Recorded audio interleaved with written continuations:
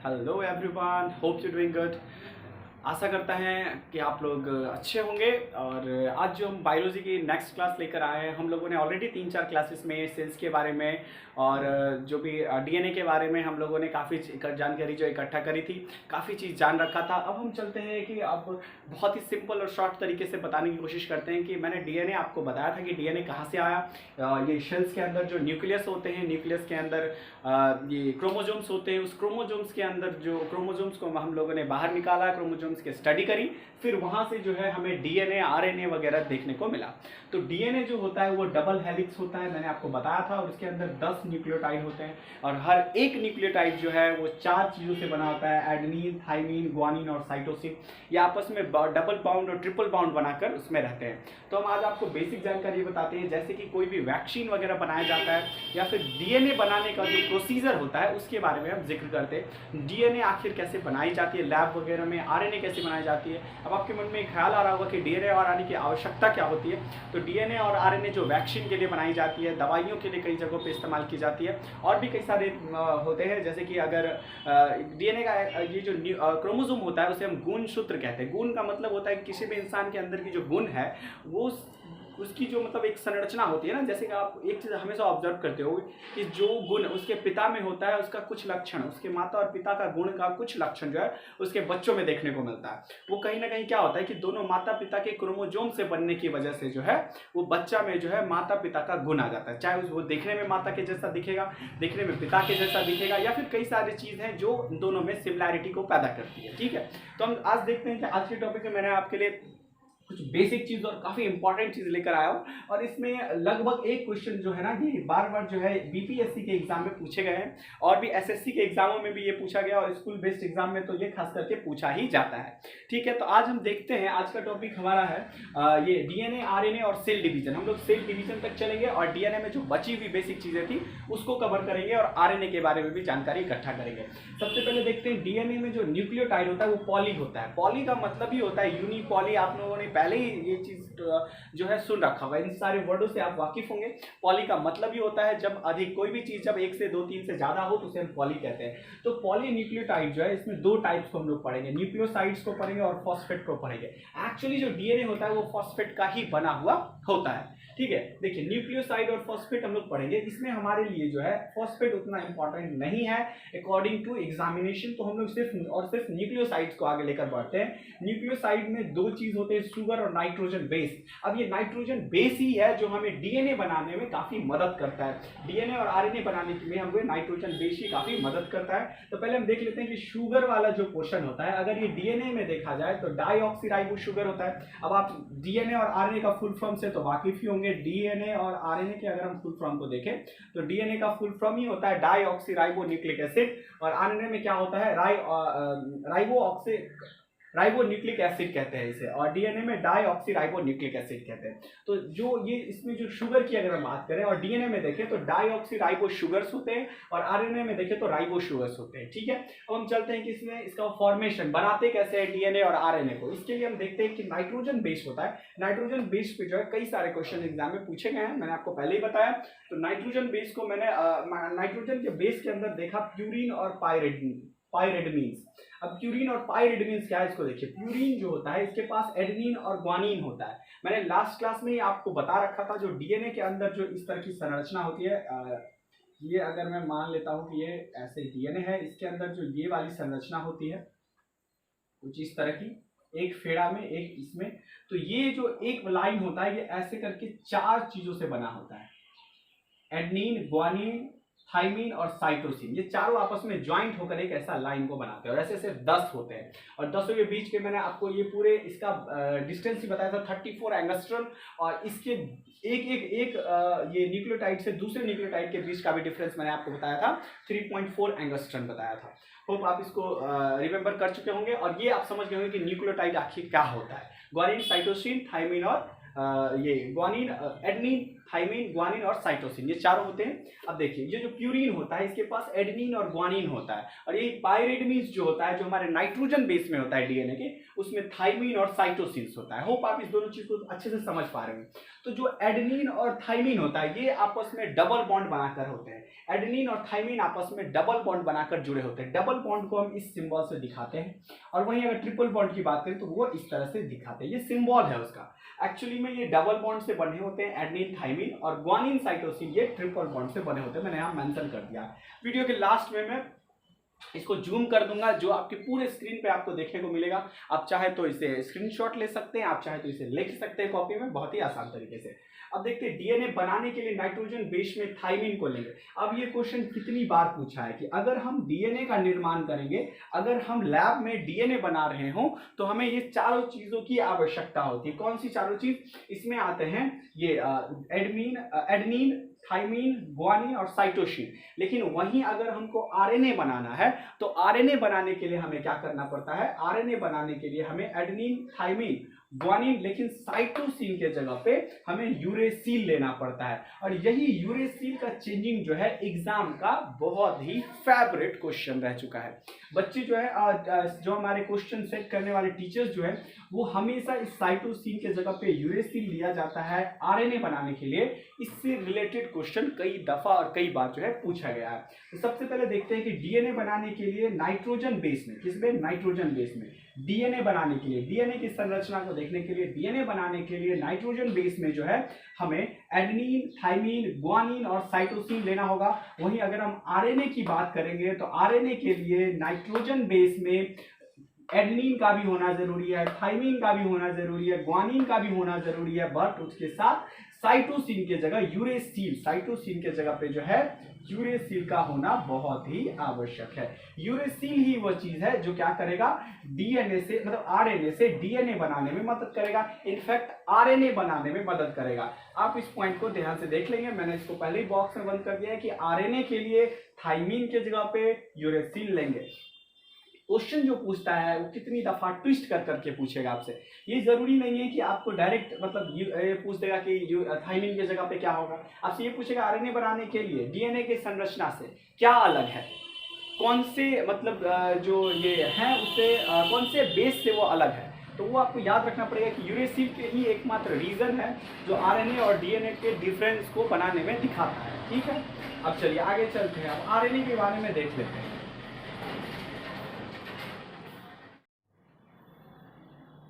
RNA अभी हम आपको बताने वाले हैं। आगे हम लोग आरएनए के बारे में जानते हैं। आरएनए के बारे में मैंने आपको संरचना सेल के ही समय बताया। जो आरएनए है वो जनरली वायरस वगैरह से जुड़ा होता है, जैसे हेपेटाइटिस हो गया, कोरोना हो गया, ये सब जो टाइप होते हैं इनके जो सेल होते हैं, इस सेल में बहुत कम ही चीज़ होते हैं। इनफैक्ट इनके पास न्यूक्लियस भी नहीं होता है जो इन्हें कमांड दे। तो इनके पास तीन ही चीज़ देखने को मिलते हैं कि mRNA और एक tRNA और तीसरा R। इस तीनों को देखते हैं। M मतलब मैसेज, ये मैसेज देने का काम करता है। tRNA जो है ये जो मैं आपको बता रहा था कि ये जो आरएनए है वो तीन, mRNA, tRNA और rRNA। mRNA का कहने का मतलब है कि मैसेज आरएनए, T मतलब ट्रांसफर आरएनए और R मतलब है राइबोसोम्स आरएनए। इसका मतलब होता है मैसेज। ये मैसेज अपने पास इकट्ठा करता है। जैसे कि मैंने आपको पहले ही बता रखा कि डीएनए आरएनए जो होता है उसके अंदर क्रोमोसोम्स होती है, वो अपने गुण को, अपने बारे में जो है मैसेज को इकट्ठा करके रखती है। ठीक है, उसी तरीके से जो ये आरएनए है ये क्या कर रही है, अपने साथ एक मैसेज रखी है कि उसको किस तरह का परेशानी शरीर में उत्पन्न करना है। ठीक है, ये इसके पास एक मैसेज होता है ट्रांसफर। उसका काम है कि बॉडी में किस तरह से वो ट्रांसफॉर्म करेगी। ठीक है, किस तरह से वो कमांड करेगी, ट्रांसफॉर्म करेगी। और तीसरा होता है राइबोसोम्स। राइबोसोम्स क्या करती है, ये एनर्जी, प्रोटीन प्रोवाइड करने का काम करती है। मैंने आपको जब सेल्स के बारे में बता रहा था तभी बताया था कि राइबोसोम्स जो है ये जो है एनर्जी को, फैट्स को, ये इसी में मैंने आपको जो एंडोप्लाज्मिक रेटिकुलम के बारे में बताया था, उसमें दो सरफेस थे, एक प्लेन और एक रफ सरफेस थे। वहीं पे मैंने आपको राइबोसोम्स के बारे में बताया जो एनर्जी प्रोड्यूस करने का काम करते हैं कहीं ना कहीं। तो ये जो इसका जो सेल्स होता है, आरएनए का जो सेल्स होता है वो सिंगल हेलिक्स होता है। जैसे डीएनए में ये डबल हेलिक्स होता है, 1 2, और आरएनए वाले में एक ही हेलिक्स होता है, बस ऐसे एक ही हेलिक्स होता है। ठीक है, तो और ये जो होता है ये बॉडी में आने के बाद बॉडी के ग्रोथ से जो है अपना ग्रोथ करता है। इसके पास अपना न्यूक्लियस नहीं होता है, सेंट्रोसोम्स नहीं होता है, वैक्यूल्स नहीं होता है। यही रीजन है कि जब आप एक आरएनए को, ऐसा आपने सुना होगा कि कोरोना जो कोविड है वो कभी कितने देर जिंदा रह सकता है और कौन से ऑब्जेक्ट पे, ये गाइडलाइंस आ रही थी। तो इसमें आपने ये चीज गौर किया होगा कि कोरोना को अगर ज्यादा देर तक बाहर छोड़ दिया जाए तो वो डेड हो जाता है, मर जाता है। लेकिन अगर वो हमारे बॉडी में आ जाता है तो क्या करता है वो बारंबार जो है अपने आप को रिफॉर्म कर करके हमारे पूरे बॉडी में कोरोना को मतलब फैला देता है। वो अपने सेल्स को जो है पूरा बॉडी हमारा आरएनए से बना देता है और पूरा बॉडी में जितना सेल्स होता है वो सब जो है वायरस का रूप ले लेता है, वो सब का सब कोविड हो जाता है। उसके बाद इतना ज्यादा वो हमें इफेक्टेड कर देता है, हमारे बॉडी में इतना ज्यादा सेल का निर्माण कर देता है कि हम जिस ऑब्जेक्ट को छूते हैं वही इन्फेक्टेड हो जाती है। तो इस बात को होप आप समझ रहे होंगे। राइबोसोम्स का काम होता है एनर्जी देना, उसको ट्रांसफर का काम होता है ये, लेकिन बहुत मतलब लंबे समय के बाद थोड़ी सी एनर्जी प्रोवाइड करती है। बहुत ज्यादा एनर्जी देने की कैपेसिटी नहीं है इसमें। जैसे हमारे सेल्स वगैरह को है, हमारे माइट्रोकॉन्ड्रिया वगैरह के पास है कि हमें हर चीज के लिए एनर्जी देती है, चलने फिरने, बोलने, सोने, खाने पीने के लिए, every activity we are doing in a whole day, उन सारे एक्टिविटियों की एनर्जी जो है हमारे माइट्रोकॉन्ड्रिया, हमारे सेल्स रिस्पॉन्सिबिलिटी लेती है उन चीज़ों की। इनफैक्ट हमें कट जाता है, घाव लग जाती है, उन सब का भरपाई कौन करता है? सेल्स करता है। बट वायरसेस वाले में ऐसा केस नहीं होता है। उसके पास राइबोसोम्स होती है जो उसको लिटिल बिट एनर्जी देने की कोशिश करती है, जो उसको ज़्यादा देर तक जिंदा नहीं रख सकता है। होप आप इसको समझे होंगे। अब हम चलते हैं थोड़ा सा इसके बारे में। जब हम डीएनए से आरएनए बनाते हैं तो उसे ट्रांसक्रिप्शन कहते हैं। ट्रांसक्रिप्शन, आप यहाँ पे वर्ड मीनिंग देख सकते हैं, लास्ट में मैं जूम कर दूंगा। डीएनए से आरएनए बनाने का जो प्रोसीजर है उसे हम ट्रांसक्रिप्शन कहते हैं। और जो आरएनए से डीएनए बनाने का, ये क्वेश्चन ना पूछता भी है एग्जाम में, ये क्वेश्चन पूछता है कि डीएनए से आरएनए बनाने के प्रोसेस को क्या कहते हैं, तो आप याद रखेंगे उसे ट्रांसक्रिप्शन कहते हैं। लेकिन हम जब आरएनए से डीएनए बनाएंगे तो उसे रिवर्स ट्रांसक्रिप्शन कहते हैं। मैंने यहाँ लिख भी दिया है कि आरटीपीसीआर, आप सुने होंगे जब कोविड की टेस्ट हो रही थी तो उसे आरटीपीसीआर में 100% सही गारंटी बताया जाता था कि वो आदमी कोविड पॉजिटिव है या कोविड निगेटिव है। तो आरटीपीसीआर का मतलब होता था reverse transcription polymers chain reaction. अब ये पॉलीमर्स चेन रिएक्शन पे अभी ध्यान नहीं देंगे, हम लोग सिर्फ और सिर्फ आरटी पे ध्यान देंगे। इसका मतलब होता है रिवर्स ट्रांसक्रिप्शन। जो डॉक्टर्स होते थे वो हमारे बॉडी से क्या करते थे, आरएनए ले लेते थे। आरएनए मतलब ये सिंगल हेलिक्स और इसमें कुछ न्यूक्लियोटाइड्स, इसको उठा लेती थी डॉक्टर और उसको लैब में जो है उस आरएनए से डीएनए बनाने की कोशिश करती थी। इसका मतलब क्या होता था, जब इस तरह की संरचना लैब में बना ली जाती थी बहुत ही प्रॉपर तरीके से, और इसमें एडमीन, ग्वानिन, थाइमिन और साइटोसिन्स के अलावा कुछ और नहीं पाया जाता था, तो डॉक्टर आसानी से कह देती थी कि नहीं, इस व्यक्ति में कोविड नाम की या किसी और बीमारी का कोई लक्षण नहीं है। लेकिन अगर इसमें चारों में ही क्या करती थी, जो कोविड की जो वायरस है वो इसी चारों के बीच में एक बाउंड जो है ये कोविड का बना देती थी और बाकी सब का सब वैसे ही रख देती थी। तो यही जो एक न्यूक्लियोटाइड आके लग जाता था ना, वही पूरा हमारे शरीर में विनाश का जड़ बन जाता था। तो वो आप इसको समझ रहे होंगे कि ये वाला अगर उसको जब वो आरएनए से डीएनए बनाती है डॉक्टर आपके लैब में जब उसको परफॉर्म करती है और उसे एडनीन, थाइमिन, ग्वानिन, साइटोसिन के अलावा अगर कुछ दिख जाता है तो डॉक्टर क्या करती है, उसको हाईलाइट कर लेती है और उसको बहुत ही आसानी तरीके से पहचान लेती है कि ये कोविड पॉजिटिव है।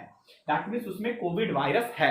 इसी तरह से जो है हर चीज, जैसे कि अभी नया वेरिएंट आया तो कैसे डॉक्टर को पता चलता है कि नया वेरिएंट है, वो डीएनए की इसी संरचना में चला जाता है और इसके न्यूक्लियोटाइड को चेक कर लेता है और न्यूक्लियोटाइड में जो अब नया जो उसको टाइड दिख रहा है, जो नया उसको न्यूक्लियोटाइड दिख रहा है, उसमें वो देखता है कि आखिर ये पुराने वाले न्यूक्लियोटाइड से कितना ज्यादा खतरनाक है, और इसी से बताता है कि डेल्टा वेरिएंट ज्यादा है, सेकेंड वेव ज्यादा परेशान करेगा। डॉक्टर को कैसे पता चलता है? इसी की मदद से पता चलता है। ये बहुत ही बेसिक चीज है जो हमें पता होनी चाहिए, लेकिन हम जागरूक कब हुए, जब हमें कोविड को सुनने के बारे में मिला। जबकि ये सब जानकारी 6-7 के बुक में ऑलरेडी मेंशन की हुई है, 8-9 के बुक तक में ये सारी जानकारियां दी हुई है और ये एग्जाम में कई बार पूछता है, और अभी तो खास करके ये इंपॉर्टेंट बना ही हुआ है। तो आरटीपीसीआर जो है उसका मतलब ही रिवर्स ट्रांसक्रिप्शन होता है, मतलब आरएनए से डीएनए बनाने की प्रोसीजर होती है, जिसमें हम बेहतरीन तरीके से और बहुत ही वेरी श्योर होकर कह सकते हैं कि वो आदमी कोविड पॉजिटिव है या निगेटिव है। चलिए आगे बढ़ते हैं। अब आरएनए से प्रोटीन, अब हम ये दो को देख ही लिया है कि ट्रांसक्रिप्शन और रिवर्स ट्रांसक्रिप्शन क्या होता है, तो अब ये भी देख लेते हैं कि आरएनए से प्रोटीन बनाने को ट्रांसलेशन कहते हैं। हाँ जी, वही ट्रांसलेशन जिसको हम लोग कहते हैं कि इंग्लिश या हिंदी ट्रांसलेट करने वाला ही ट्रांसलेशन इसको कहते हैं, आरएनए से प्रोटीन बनाने को। तो अगर आपको ऑप्शन में ट्रांसलेशन दिखेगा तो आप क्या सोचिएगा, क्या ट्रांसलेशन का मतलब तो वाक्य बनाना होता है, सेंटेंस बनाना, हिंदी से इंग्लिश आप काट दोगे इसको पहले। नहीं, इसको बोलते हैं आरएनए से प्रोटीन बनाने के प्रोसीजर को ट्रांसलेशन ही कहते हैं। आगे देखते हैं, आरएनए से आरएनए बनाने को रेप्लिकेशन बोलते हैं। रेप्लिकेशन मतलब हमारे डॉक्टर्स का ये लैंग्वेज होता है रेप्लिकेशन। जैसे कि एक अगर कोरोना वायरस या हेपेटाइटिस वायरस हमारे बॉडी में आ गया तो फटाफट क्या करता है, रेप्लिकेशन करता है और पूरे बॉडी में कोविड सेल्स को क्या कर देता है, निर्माण कर देता है, जिससे क्या होता है, हम किसी भी बीमारी से ग्रसित हो जाते हैं। होप आप इसको समझ रहे होंगे। उसके बाद सेल डिवीजन। सेल डिवीजन में अभी हम आपको बस इतना ही बताएंगे, अमिटोसिस, माइटोसिस और मियोसिस। सेल डिवीजन जो है 3 तरह के होते हैं। इसमें पहले को बोलते हैं अमिटोसिस, माइटोसिस और मियोसिस। इसका असूत्री, समसूत्री और अर्धसूत्री। बाकी जो टॉपिक है ये काफी इंटरेस्टेड है, बहुत ही मजेदार टॉपिक है।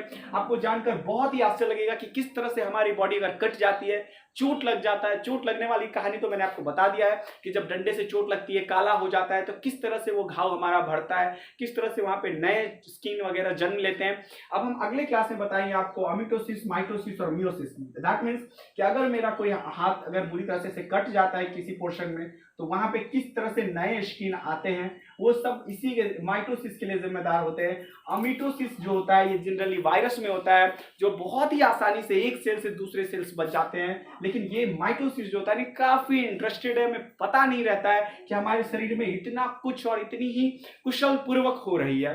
और तीसरा चीज है मियोसिस। ये हमारे लिए सबसे ज्यादा इंपॉर्टेंट बनता है, क्योंकि यही जिम्मेदार है कि हम 1 से 2 होते हैं, 2 से 4 और 4 से जो है पूरा देश बन जाता है। उसके लिए सबसे ज्यादा जिम्मेदार मियोसिस ही है। तो ये तीनों टॉपिक जो है ये एग्जाम के हिसाब से भी बहुत इंपॉर्टेंट है, स्कूल बेस्ड एग्जामिनेशन के हिसाब से भी ये तीनों बहुत ही इंपॉर्टेंट है। और अगर हम व्यवहारिक नॉलेज रखना चाहते हैं, एक समाज में रहने के लिए एक एजुकेटेड वर्ग कहलाना चाहते हैं, तो भी हमारे लिए ये तीनों चीज बहुत ही इंपॉर्टेंट है, ताकि हम अपने शरीर को बेहतर तरीके से समझ सकें। आज के लिए बस इतना ही। आप इसको रिवाइज करेंगे, समझेंगे। हम वीडियो को एक बार जूम कर देते हैं ताकि आप इसको अच्छे से विजुअल कर सकें। और आज के लिए बस इतना ही। Thank you.